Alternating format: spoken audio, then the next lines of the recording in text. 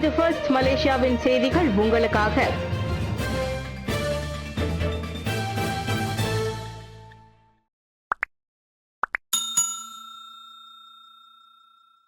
Penang மாநிலம் hotel விருந்தினருக்கு பாதுகாப்பு வீடியோக்களை கட்டாயமாக்கியது.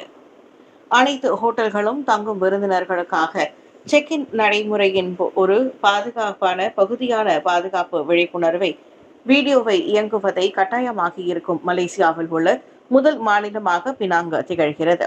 சுற்றுலா பயணிகளின் வருகை அதிகரித்து வரும் நிலையில் பாதுகாப்பு தரங்களை கணிசமாக மேம்படுத்துவதை நோக்கமாக கொண்டு முதலமைச்சர் சோக்கன் யோவ் இன்று இந்த முயற்சியை தொடக்கி வைத்தார். தீயணைப்பு மற்றும் மீட்பு துறையால் தயாரிக்கப்பட்ட ஹோட்டல் விருந்தினர் பாதுகாப்பு விழிப்புணர்வு வீடியோ தீ பாதுகாப்பு மற்றும் தடுப்பு ஆகியவற்றில் குறிப்பாக கவனம் செலுத்தி முக்கிய பாதுகாப்பு நெறிமுறைகள் குறித்து பார்வையாளர்களுக்கு விழிப்புணர்வை ஏற்படுத்தும் வகையில் வடிவமைக்கப்பட்டுள்ளது. இந்த புரட்சிகரமான திட்டம் குடியிருப்பு வாசிகள் மற்றும் ஆண்டுதோறும் மாநிலத்திற்கு வருகை தரும் மில்லியன் கணக்கான சுற்றுப்பயணிகளின் நலனுக்கு முன்னுரிமை அளிப்பதில் பினாங்கின் உறுதிப்பாட்டை காட்டியுள்ளது. பினாங்கு மாநிலம் சுற்றுலாத்துறையில் குறிப்பிடத்தக்க வளர்ச்சியை கண்டுள்ளது. கடந்த ஆண்டு சுமார் 8.2 மில்லியன் சுற்றுப்பயணிகளை பினாங்கு வரவேற்றுள்ளது. அதே வேளையில் சுற்றுப்பயணிகளின் எண்ணிக்கை அதிகரிப்பு, குறிப்பாக நீர் நடவடிக்கைகள் மற்றும் தங்கும் இடங்களில் பாதுகாப்பு குறித்து சுற்றுப்பயணிகளுக்கு புதிய சவால் ஏற்பட்டுள்ளது. உலகின் உயரமான பாலம் சீனா குய்சோவில் திறப்பு. 3 ஆண்டுகள் கட்டுமான பணிக்கு பின் உலகின் உயரமான பாலம் சீனாவின் தென்மேற்கு பகுதியில் உள்ள குய்சோ மாகாணத்தில் கடந்த ஞாயிற்றுக்கிழமை போக்குவரத்துக்கு திறந்து வைக்கப்பட்டது. அப்பாலம் திறந்ததன் மூலம் பள்ளத்தாக்கை கடந்து செல்லும் பயண நேரம் 2 மணி நேரத்திலிருந்து வெறும் 2 நிமிடங்களாக குறைந்துள்ளது.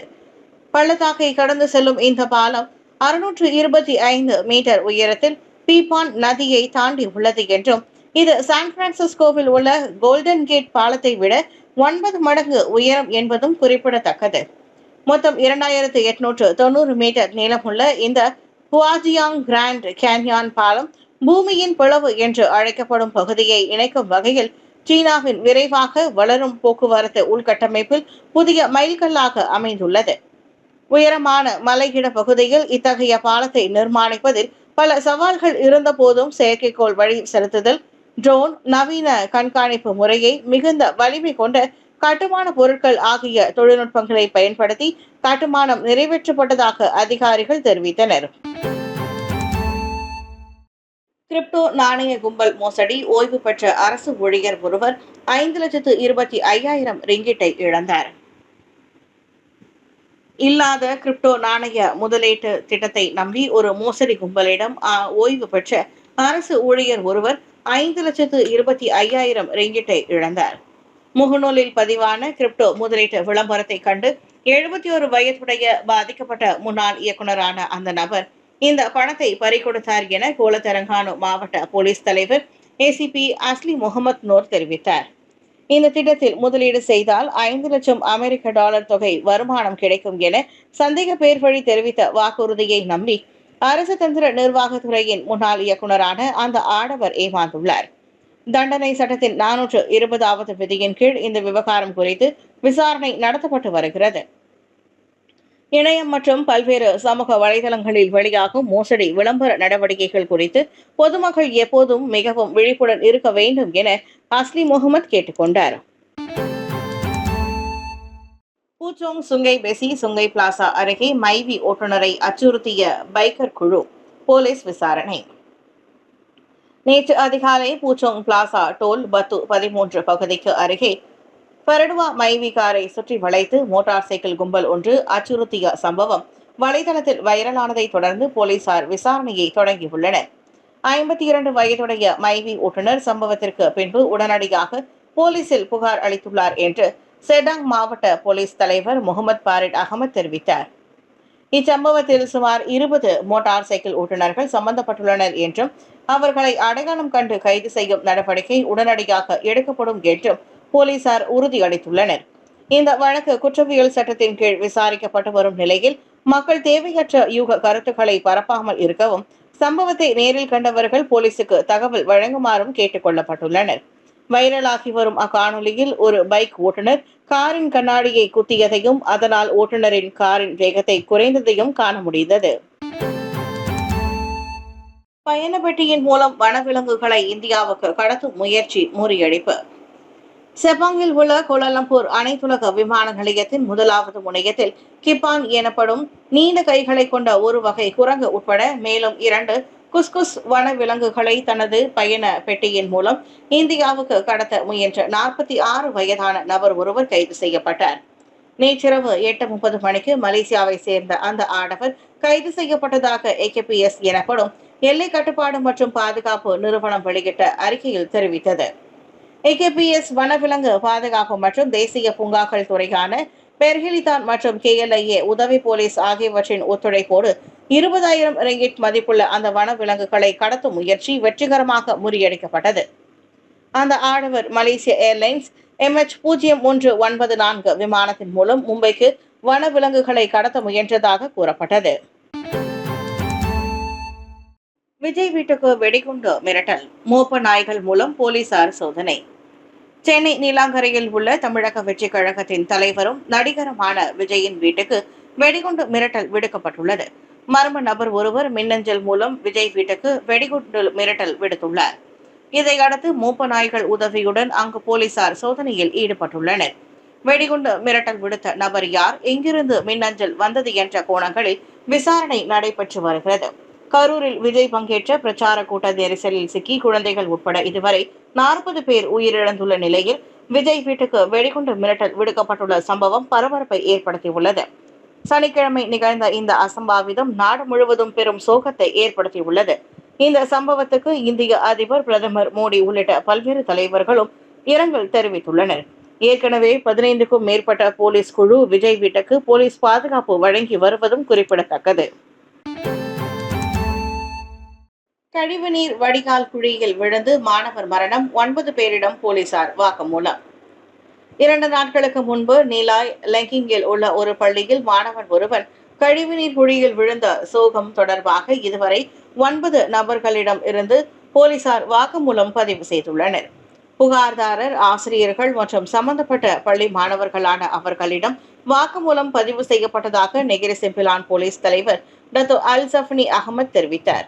பொதுப்பணித்துறை, இண்டா வாட்டர் கான்சார்டியம், ஸ்பான் எனப்படும் தேசிய நீர் சேவைகள் ஆணையம் ஆகிய மேலும் 4 தரப்புகளிடம் இன்று மேலும் 4 வாக்குமூலங்கள் பதிவு செய்யப்படும். சிறார் சட்டம் 2001 பிரிவு 31(1)A-வின் கீழ் இந்த விவகாரம் குறித்து விசாரணை நடத்தப்பட்டு வருகிறது. விசாரணை நடவடிக்கையை சீர்குலைக்கும் ஆருடங்கள் எதனையும் வெளியிட வேண்டாம் என பொதுமக்கள் கேட்டுக் கொள்ளப்படுவதாக அல்சஃப்னி வலியுறுத்தினர்.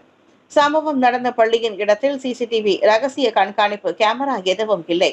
அந்த கழிவுநீர் வடிகாலில் கால்வாயில் நேற்று விழுந்த 3ஆம் வகுப்பு மாணவன் அப்துல் ஃபட்டா கைரோல் ரிசால் இறந்தான். ஜார்ஜ் டவுனில் மரம் விழுந்ததில் 3 கார்கள், 2 மோட்டார் சைக்கிள்கள் சேதம். இன்று அதிகாலை ஜார்ஜ் டவுன் லின்டாங் மெக்கலம் 2இல் சாலையோரத்தில் நிறுத்தப்பட்டிருந்த 3 கார்கள் மற்றும் 2 மோட்டார் சைக்கிள்கள் மரம் விழுந்ததில் நசுங்கி சேதமடைந்தன. இச்சம்பவம் தொடர்பில் அதிகாலை மணி 2:35க்கு தங்களுக்கு அவசர அழைப்பு கிடைத்ததாக பினாங்கு தீயணைப்பு மற்றும் மீட்பு நடவடிக்கை பிரிவின் உதவி இயக்குநர் ஜான் சஹுன் பிரான்சிஸ் தெரிவித்தார்.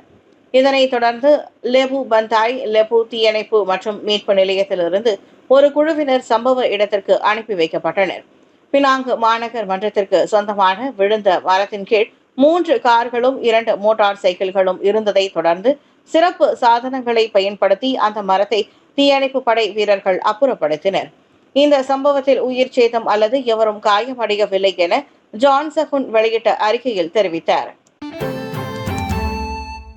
ஜொஹர் பாரு CIQவில் 2 ஓட்டுநர்கள் சண்டை, வெல்ஃபயர் வாகனம் பேருந்து பாதையில் நுழைந்ததே காரணம். நேற்று சுல்தான் இஸ்கந்தார் கட்டிடத்தின் BSI நுழைவு பகுதியில் ஒரு டொயோட்டா வெல்ஃபயர் கார் பஸ் பாதையில் நுழைந்ததால் பெரும் பரபரப்பு ஏற்பட்டுள்ளது. காலை 3 மணி அளவில் ஏற்பட்ட இந்த சம்பவத்தில் 28 வயது இ-ஹைலிங் ஓட்டுநர் மற்றும் 43 வயது பேருந்து ஓட்டுநர் சம்பந்தப்பட்டுள்ளனர் என ஜொஹர் பாரு தெற்கு மாவட்ட போலீஸ் தலைவர் ரவுப் சலாமட் தெரிவித்தார். மேலும் அவ்விருவருக்கும் இடையில் தள்ளுமுள்ளு ஏற்பட்டு அவர்களின் தலை, கழுத்து மற்றும் கையில் லேசான காயங்கள் ஏற்பட்டது என்று அறியப்படுகின்றது. சம்பவத்தின் போது இருவருமே தாமாக போலீஸ் நிலையத்திற்கு சென்று புகார் அளித்ததை தொடர்ந்து இவ்வழக்கு குற்றவியல் சட்டத்தின் கீழ் விசாரிக்கப்பட்டு வருகிறது. இந்நிலையில் வலைதளத்தில் வைரலான காணொலியில் நடுசாலையில் இருவரும் சண்டையிட்டுக் கொண்டிருந்ததை காண முடிந்தது. 41 ஆண்டுகளில் இல்லாத வகையில் ஆசிய கிண்ணத்தை வென்றாலும் கோப்பையை வாங்காத இந்தியா, காரணம் என்ன? துபாயில் நடைபெற்ற ஆசிய கிண்ண கிரிக்கெட் போட்டியின் இறுதி ஆட்டத்தில் பாகிஸ்தானை வீழ்த்திய இந்தியா வெற்றி கோப்பையை வாங்காமல் விசித்திரமான சூழ்நிலையை ஏற்படுத்தியது. நேற்றைய போட்டியில் சூரியகுமார் யாதவ் தலைமையிலான இந்திய அணி பாகிஸ்தானை 5 விக்கெட்டுகளில் தோற்கடித்தது. 41 ஆண்டுகால ஆசிய கிண்ண வரலாற்றில் இந்தியாவும் பாகிஸ்தானும் இறுதி ஆட்டத்தில் சந்தித்தது இதுவே முதன்முறை. இந்த வரலாற்று பூர்வ வெற்றிக்கு பிறகும் கோப்பையை வழங்கும் நிகழ்ச்சி தாமதமானது. கோப்பையை வழங்கப் போவது பாகிஸ்தான் உள்துறை அமைச்சரும் ஆசிய கிரிக்கெட் மன்றத்தின் தலைவருமான மொஹசின் நக்வி என தெரிய வந்ததால் கோப்பையை இந்திய அணி ஏற்க மறுத்தது. எமிரேட்ஸ் கிரிக்கெட் வாரியத்தின் துணைத் தலைவர் காலித் அல் சரோனி வழங்கினால் மட்டுமே கோப்பையை ஏற்க தயார் என இந்திய வீரர்கள் திட்டவட்டமாக கூறினர். ஆனால் நக்வி அதனை அனுமதிக்கவில்லை. இதனால் பரபரப்பு ஏற்பட்டு ரசிகர்களும் பாரத் மாதா கி ஜெய் என முழங்கி அரங்கை அதிர வைத்தனர். நிகழ்ச்சி குழப்பத்தில் சிக்கியதால் வெற்றி கோப்பை உடனடியாக உட்புற அறைக்கு கொண்டு செல்லப்பட்டது. இதன் மூலம் வரலாற்றில் முதல் முறையாக ஆசிய கோப்பையை இந்தியா விழா மேடையில் ஏற்காத அசாதாரண நிகழ்வாக அது அமைந்துள்ளது.